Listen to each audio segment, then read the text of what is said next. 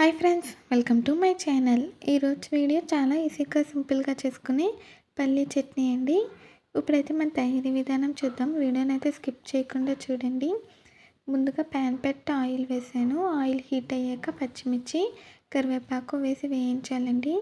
మనం తీసుకున్న పల్లీలకి కారానికి తగినంత పచ్చిమిర్చి, అలాగే తగినంత కరివేపాకు వేసుకోవాలి. కరివేపాకు ఎక్కువగా వేసుకోవడం వల్ల టేస్ట్ బాగుంటుందండి. అలాగే హెయిర్ కూడా బాగా ఎదుగుతుంది, మంచిది హెయిర్కి. పచ్చిమిర్చి, కరివేపాకు వేసి ఫ్రై చేయాలి. తర్వాత 1 కప్పు పల్లీలు వేసానండి. పల్లీలు కూడా వేసి వేయించాలి. మీడియం ఫ్లేమ్లో పెట్టుకుని పల్లీలను అయితే వేయించాలండి. మధ్య మధ్యలో కలుపుకుంటూ దోరగా ఫ్రై చేయాలి. ఈ పల్లీ చట్నీ మనకి ఇడ్లీలోకి, దోశలోకి, బజ్జీలోకి, ఉత్తప్పంలోకి, ఇలా ఏ టిఫిన్లోకైనా సరే సూపర్గా ఉంటుందండి. ఇడ్లీ, దోశలోకి అయితే ఇంకా అదిరిపోతుంది. ఒకసారి అయితే ఈ చట్నీ ట్రై చేయండి. ఉదయాన్నే హడావుడి లేకుండా సింపుల్గా కూడా మనం చేసేసుకోవచ్చు.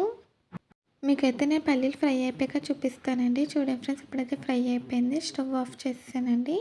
పల్లీలు అయితే మనకి కొంచెం చల్లారాలి.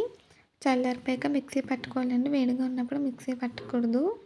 చూసారు ఫ్రెండ్స్, మూడు ఇంగ్రీడియంట్స్తో మనమైతే పల్లీ చట్నీ అయితే చేసుకున్నామండి. సింపుల్గా ఈజీగా ఉంటుంది. ప్రాసెస్ కూడా చాలా ఈజీ అండి. చట్నీ కూడా టేస్టీగా ఉంటుంది. మొదటిసారి చేసే వాళ్ళు కూడా ఇలా సింపుల్గా చేసేయచ్చు. ఇప్పుడైతే మిక్సీ జార్లోకి మనం వేయించి పెట్టుకున్న పల్లీలు, పచ్చిమిర్చి, కరివేపాకు మిశ్రమం అయితే వేసేయాలి. తర్వాత రుచికి సరిపడా ఉప్పు వేయాలండి.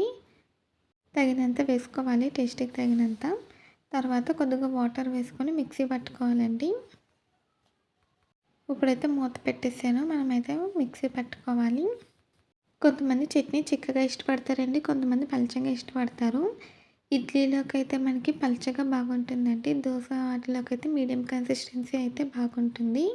ఇప్పుడైతే మనకి చట్నీ ఇలా సాఫ్ట్గా మెత్తగా గ్రైండ్ చేసేయాలి. మనకైతే చట్నీ రెడీ అయిపోయిందండి. దాన్ని అయితే ఒక బౌల్లోకి తీసుకుని మన కన్సిస్టెన్సీకి తగ్గట్టుగా వాటర్ అయితే యాడ్ చేసి మిక్స్ చేసుకోవాలి. ఇప్పుడైతే మనకి పల్లీ చట్నీ రెడీ అయిపోయిందండి. దీనికైతే పోపు పెట్టుకోవాలి. మనకి ఏ చట్నీకైనా సరే పోపు పెట్టుకుంటే దాని టేస్ట్ ఇంకా బాగుంటుందండి.